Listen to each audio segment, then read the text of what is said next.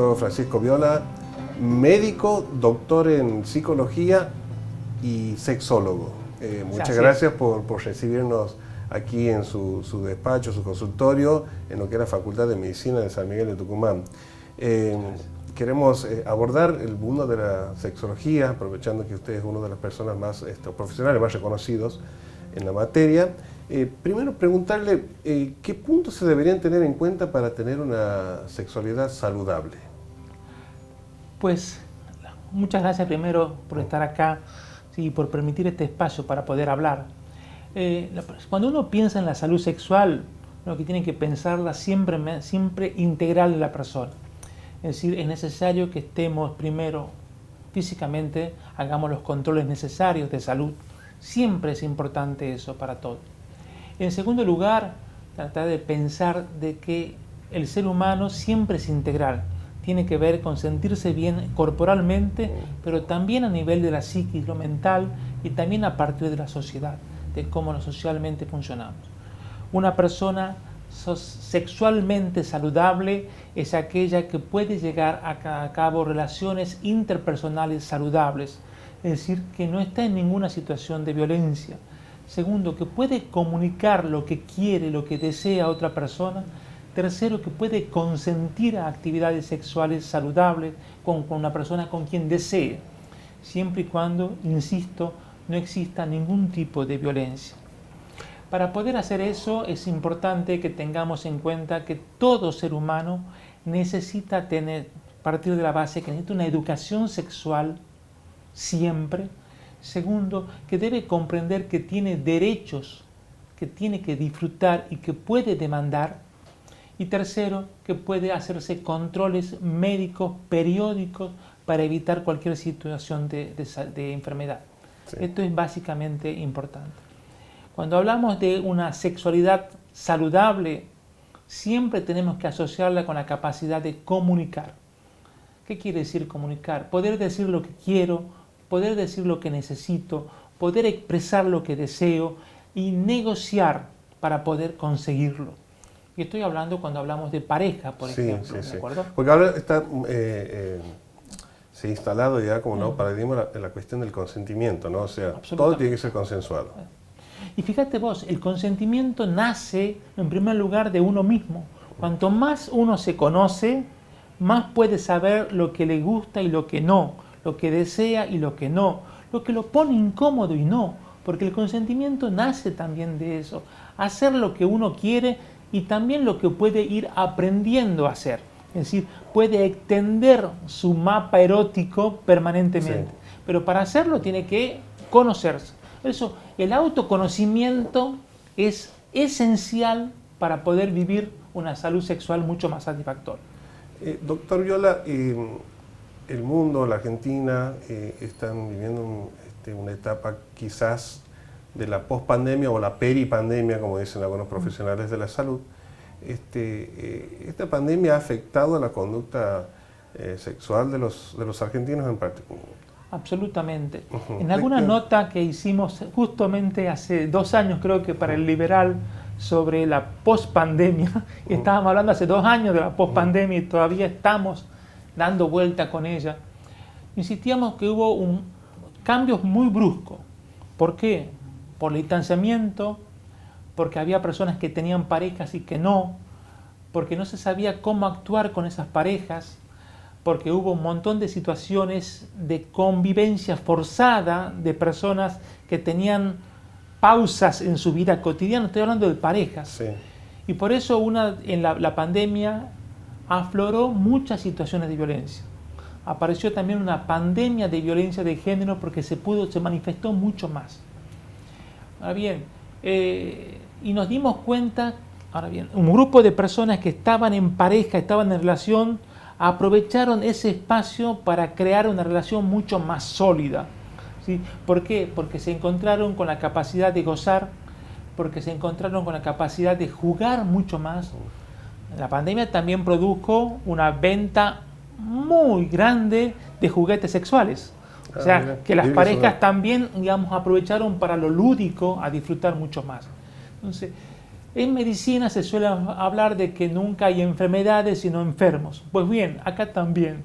Podemos hacer un recuento general de muchas situaciones, pero cada persona lo vivió de un modo diferente y hay que ver cómo esa persona lo puede expandir mejor a la vida Bien. sexual que tuvo.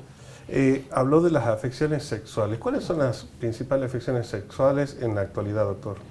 Hubo un problema también porque en la pandemia también hubo un aumento de los casos de infecciones de transmisión sexual.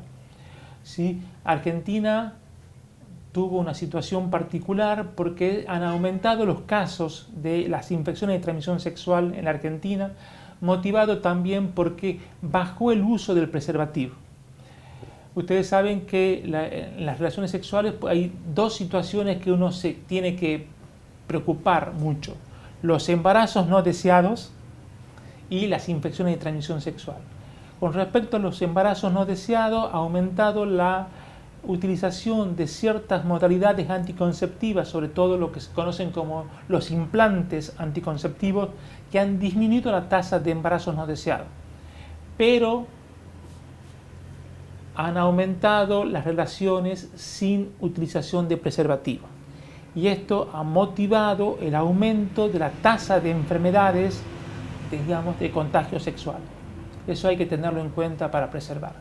Y el otro punto que también aumentó dentro de los problemas digamos, los problemas sexuales, también tiene que ver con el aumento de situaciones de violencia en las parejas, ¿de acuerdo? Que eso es un problema grave que hay que fomentar la denuncia y tratar de resolver las cosas. Y dentro de la patología sexual también, que están concretamente de lo que es la función sexual, han aumentado dos situaciones problemáticas. Uno, los casos de disfunción eréctil en las personas, que hoy por hoy tiene, digamos, solución, sí. Y también la falta de deseo. La falta de deseo, digamos, entre las parejas convivientes que se han encontrado con que todo el tiempo estando juntos no se han preocupado por fomentar la atracción sexual entre ellos. Y eso ha producido una caída en el deseo importante que también hoy por hoy se puede trabajar y tiene solución.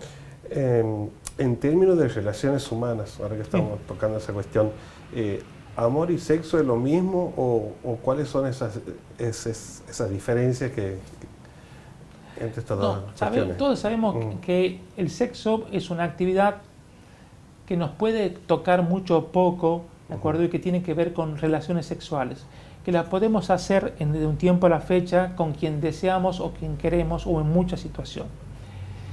El amor tiene que ver con los afectos, tiene que ver con cómo construimos una relación. Algunas personas a eso le dan un valor muy importante y está bien que sea así. Entonces, el sexo es la actividad que tenemos con alguien o con nosotros mismos para conseguir placer a través de nuestro deseo. El amor tiene que ver con vínculos, donde también está el sexo. Particularmente he encontrado que muchas personas que tienen una relación amorosa y que aparte de eso la complementan con relaciones sexuales positivas, pueden disfrutar aún más del sexo. El sexo vendría a ser también entonces un aliciente para el amor, muy importante. Doctor, hablar de sexo ya no es un tabú. Digo, ahora, consultar a un sexólogo cuando uno puede entender que tiene un problema, o en qué momento, en qué circunstancia uno debería consultar a un sexólogo.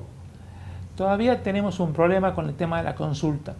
Hoy se habla mucho de sexo, sí, se habla mucho porque los medios de comunicación se han encargado de divulgar el tema o de facilitar que cualquiera pueda hablar.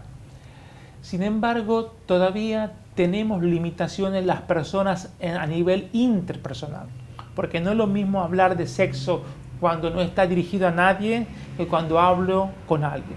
No por nada, muchas parejas bien constituidas todavía tienen dificultad para contarse sus fantasías sexuales, para poder enriquecer su vida sexual. No es lo mismo decirle a cualquiera que decirle con quien convivimos. Curiosamente y paradójicamente, nos cuesta bastante hablar de sexo con quien debemos hablar, con nuestra pareja, por ejemplo. Eso por un lado, ¿sí? Y encima de eso, cuando hay un problema relacionado con la vida sexual, tenemos todavía cierta reticencia a consultar con alguien para no poder tener que contar lo que nos pasa a otra persona. ¿Cuándo deberíamos consultar a un sexólogo, a un profesional de la salud? Cuando sentimos, primero, que nuestra vida sexual no es satisfactoria para uno. Cuando sentimos que nuestra vida sexual era buena y ahora está pasando por alguna situación problemática. Cuando sentimos que no gozamos lo suficiente dentro de lo que nosotros imaginamos que tenemos. Y en último lugar, también cuando sentimos que no somos capaces de hacer lo que deseamos hacer, para de esa manera poder orientarnos al respecto de eso.